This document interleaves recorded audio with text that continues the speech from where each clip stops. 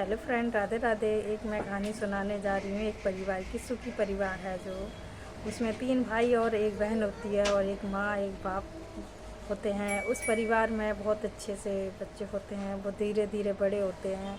उसके बाद बड़े होने के बाद वो 2 भाई बहुत अच्छे से पढ़ जाते हैं और तीसरे नंबर का भाई होता है जो वो पढ़ता नहीं है, वो गंवार होता है एकदम के। और बड़ा भाई और सबसे छोटा भाई, एक पुलिस बन जाता है बड़ा वाला, और एक इंजीनियर बन जाता है।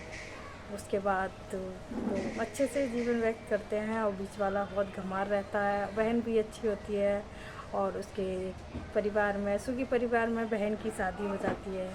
उसके बाद दोनों भाइयों की भी शादी हो जाती है। दोनों भाइयों की शादी के बाद फिर छोटी बहन की भी शादी हो जाती है और बीच वाला वो ऐसे ही रहता है, उसकी शादी नहीं होती है और वो कामकाज नहीं करता है। फिर ऐसे ऐसे जीवन चलता रहता है।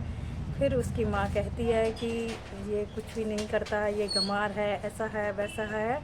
फिर वो धीरे धीरे ऐसे ही काम करने लगता है, थोड़ा बहुत काम चालू कर देता है। वैसे ही जो होता है, थोड़ा बहुत इधर उधर जाके फिर वो सोचती है माँ ऐसे जीवन नहीं चलेगा। और बस ऐसे ही फिर उस कुछ दिनों बाद उसके पापा की तबीयत ख़राब थी, तो उसके पापा की डेथ हो जाती है। तो फिर वो उसकी माँ उसको सोचती है कि अब वो बेटा अकेला ही रह गया, अगर मुझे भी कुछ हो गया तो 2 तो अपने सक्सेस हो गए हैं। उसके बाद जो एक और बेटी थी वो भी घर चली गई है, तो मेरा ये बीच वाले लड़के को कौन देखेगा। तो वह सोचती है इसकी भी शादी करना चाहिए। तो उसी के गांव में एक थोड़े कम दिमाग की लड़की थी, मतलब ठीक थी, सीधी सादी, तो उससे वो शादी करवा देती है। तो वो शादी करवा देती है। उसके बाद वह काम करना अच्छे से चालू कर देता है और वो बहुत ही अच्छे से काम करने लगता है। एक भी दिन नागा नहीं करता, रोज़ ही काम पे जाता है अपने, और बहुत अच्छे से काम करता है। और भी मेहनती हो गया था शादी के बाद, मेहनत करने के बाद और अच्छी मेहनत करता था। फिर उसके बाद उसके भाइयों ने कहा कि ये हमारा तो बराबरी कर नहीं सकता, तो इसकी हम शादी हो गई है, अब हम इस बंटवारा भी कर लेते हैं। तो एक दिन अपनी माँ से कहता है कि मैं बंटवारा करना चाहता हूँ माँ। दोनों भाई मिलके कहते हैं आप बहन को भी बुला लेना और भाई से बोल देना कि काम पे ना जाए, बीच वाला जो भाई होता है।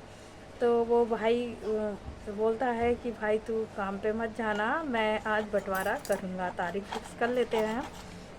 तो भाई बोलता है कि मैं चला जाऊँगा, बंटवारा कोई नहीं, आप लोग कर लेना, बंटवारे में ऐसा कुछ नहीं है।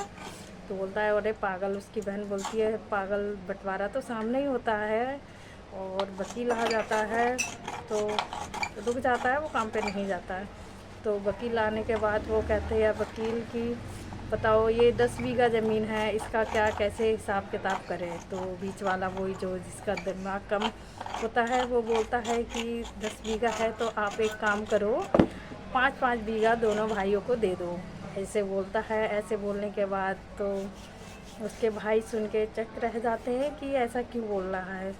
वो बोलता है भाई ऐसा कुछ नहीं, आप ले लो। बहन से बोलता है बहन जो घर मकान है जो आपका, तो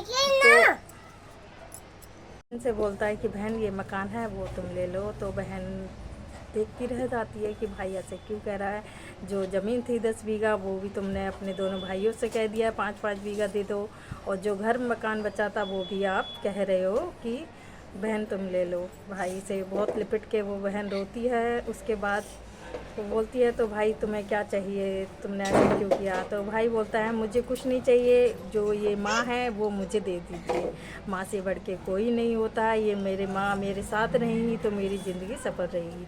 तो ये सारी बात सुन के दोनों भाई और बहन आश्चर्यचकित हो गए और कहते हैं कि ऐसा मैंने सोचा नहीं था कि भाई आप में दिमाग कम है, ये है वो है, मैं तुमने तो इतनी अच्छी बात कही है, जो हम पढ़े लिखे हैं वो हमने नहीं कह पाई है। उसके बाद वो दोनों भाई और बहन उसे गले मिलाते हैं और अपने साथ रहते हैं, और फिर से वो परिवार अलग नहीं होता है, फिर से वो साथ में ही रहना शुरू कर देते हैं। बहुत अच्छे से परिवार फिर से रहता है। तो हमें ऐसे नहीं सोचना चाहिए कि कौन पागल है कौन क्या है। ऐसे जो अगर कोई पढ़ता लिखता नहीं है या कोई, उसको पागल नहीं होता है, बस उसका दिमाग देखिए, उसका दिमाग ने क्या काम करा। उसने सबसे बड़ी दौलत तो माँ होती है, माँ से बढ़ के कोई भी नहीं होता है। तो हमें इससे क्या शिक्षा मिलती है, आप लोग प्लीज़ कमेंट करके ज़रूर बताना।